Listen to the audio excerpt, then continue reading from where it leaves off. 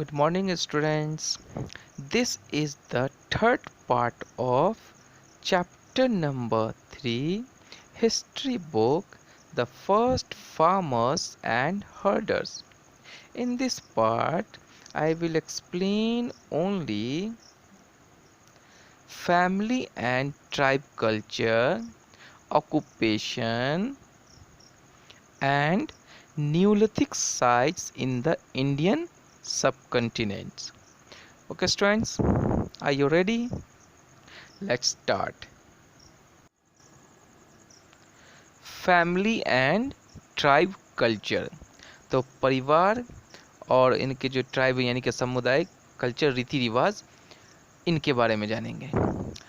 As people started living in such close groups the concept और idea of family and tribe emerged.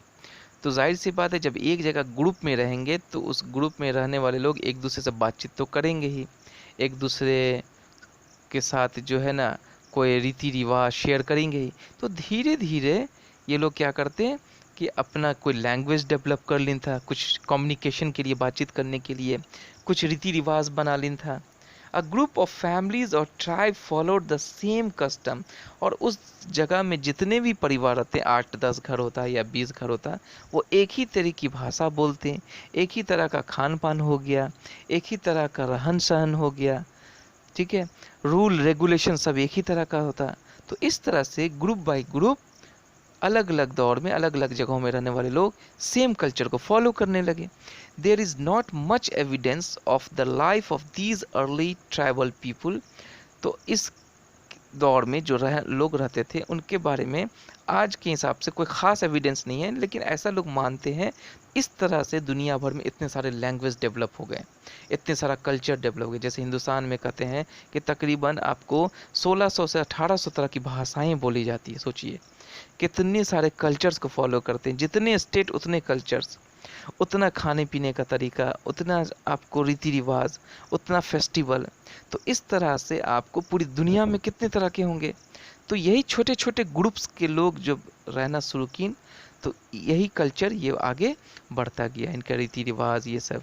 तो आज जो हम लोग फॉलो करते हैं, आज से हमारे पूर्वज जो है 10,000 20,000 साल पहले से ही ग्रुप में रहना शुरू किए।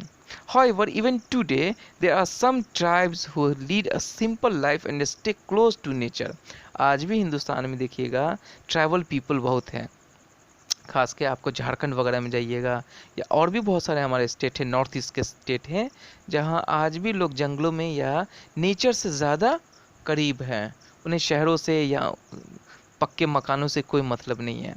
उनका लाइफस्टाइल बिल्कुल सिंपल है, झोपड़पट्टी में रहना, जंगलों में रहना, जंगल ही उनका अपना घर मानते हैं वो लोग, ठीक है। And whose custom and believe have not change much over the years.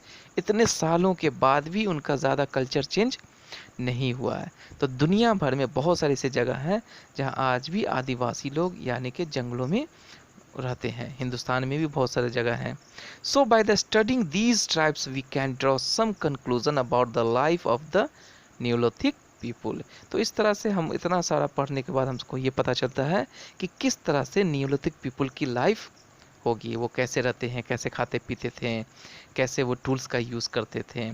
तो ये सब चीज़ है। उनकी फैमिली कैसी थी, उनकी लैंग्वेज कैसे थे, उनके रीति रिवाज कैसे थे, उनकी शादियाँ कैसी होती थी, उनके यहाँ कोई डेथ कर जाते थे वो कैसे क्रियाक्रम करते होंगे।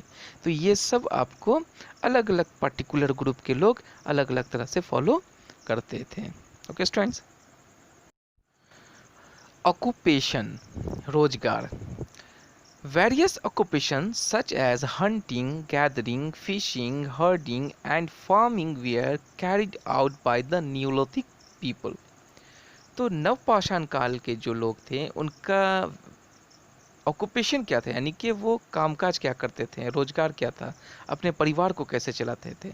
तो जिस तरह से आज लोग काम करके, ठीक है, अपना परिवार को चलाते हैं, चाहे वो गरीब हो चाहे अमीर हो, सब लोग कुछ ना कुछ तो करते ही। कोई डॉक्टर, कोई इंजीनियर, कोई टीचर है, कोई मेसन है, कोई कारपेंटर है, कोई आपको, ठीक है, सफाई कर्मी है। तो, तो इस तरह से कुछ ना कुछ लोग अपने परिवार को, कोई ठेला खींचता है, कोई मजदूरी करता है, कोई रिक्शा चलाता है, यानी कि अपने परिवार को चलाने के लिए कुछ ना कुछ तो करना ही पड़ता है।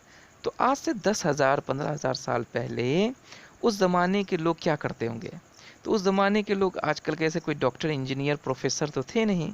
तो उस ज़माने का जो ऑक्यूपेशन था, रोजगार था, वो था हंटिंग, शिकार करना। शिकार करके लाइए और अपने साथ ग्रुप में बैठ करके उसको खाइए। गैदरिंग, फिशिंग, मछली पकड़ना, तो ये सारे ही चीज़ उनका कामकाज था। खेती बाड़ी करना, यही सब उनका रोजगार था। The natural resource such as land, forest and water source, तो उनका नेचुरल सोर्स ही सबसे बड़ा ऑक्यूपेशन हुआ करता था। ज़मीन उनकी, खेती बाड़ी उनकी, पेड़ पौधे उनके, जानवर उनके।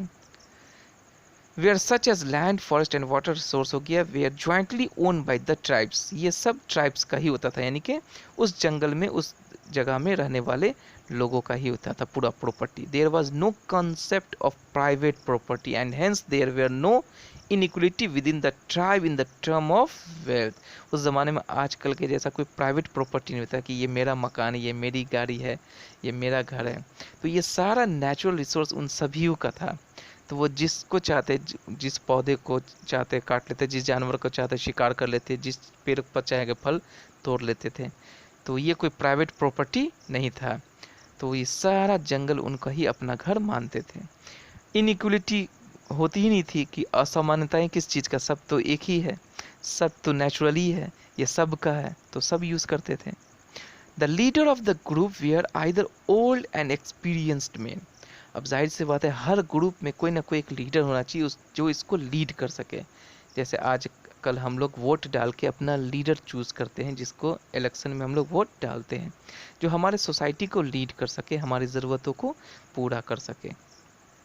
तो उस दौर में भी ट्राइबल लोग जो है अपने लीडर को चुनते थे, वॉरियर को चुनते थे, जो उनकी देखभाल कर सके, जो उनको गाइड कर सके।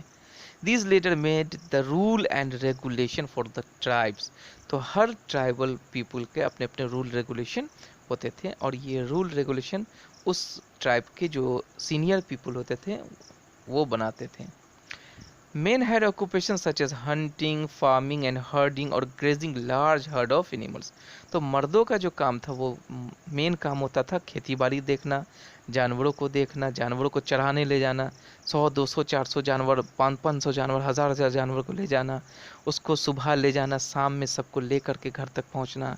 औरतें भी कुछ करती थी, औरतें खेती बाड़ी करती थी, बीज बोना, ठीक है, फसल जब तैयार हो जाए उसको काटना, उसको जमा करना, स्टोर करना, बच्चों की देखभाल करना, बच्चे को खिलाना पिलाना। They also look after small flock of animals, घर के या घर के आसपास जो जानवर पालते थे उसकी देखभाल करना, उसको चारा देना, खिलाना पिलाना, ये सारा काम औरतों का होता था। Both men and women make pots. उसके बाद फिर वो सब मिल करके पॉट्स बनाते हैं, बास्केट बनाते हैं, टोकरी वगैरह, टूल्स बनाते हैं, क्लॉथ्स बनाते हैं, हट्स बनाते हैं, झोपड़ी वगैरह। तो ये सब मर्द और औरत दोनों मिल करके करते थे। तो यही इन लोगों का ऑक्यूपेशन होता था। Okay students, Neolithic sites in the Indian सब कंटिनेंट। स्टूडेंट्स, अब देखेंगे कि न्यूलिथिक साइट्स कहाँ कहाँ, यानी कि इसका जो खोज हुआ तो वो हिंदुस्तान या हिंदुस्तान के आसपास के कुछ देशों में पाए गए। तो उसके बारे में देख लेंगे, ये साइट्स क्या है। Remains of the Neolithic settlement have been discovered in present-day Kashmir and some other parts of India। तो इंडिया के कई भागों में न्यूलिथिक साइट्स के बारे में पता चला कि यहाँ तकरीबन 5000 7000 साल पहले या 10,000 साल पहले इस तरह के अर्ली मैन रहा करते थे। Some of the important Neolithic sites of India have been found at Mehrgarh near Bolan Pass in Pakistan. तो आज वो जगह कहाँ पाया जाता है? पाकिस्तान में पाया जाता है, मेहगढ़। बुरजा home in Jammu and Kashmir. तो जम्मू एंड कश्मीर में एक जगह है जिसका नाम है बुरजा होम, वहाँ नियोलिथिक साइट्स के बारे में पता चला। In the northern west and द्रोजली के हेडिंग in Assam in the north east. तो ख़ास करके आपको दाउजली हेडिंग असम में एक जगह है, वहाँ इसके बारे में पता चला कि ये सब साइट्स जो है वो नियोलिथिक साइट्स है, यानी कि आज से हज़ारों साल पहले यहाँ पर अर्ली मैन रहते थे। Okay students, thanks you so much guys. I hope this video is completely helpful to you. Thanks you. Stay home, stay safe.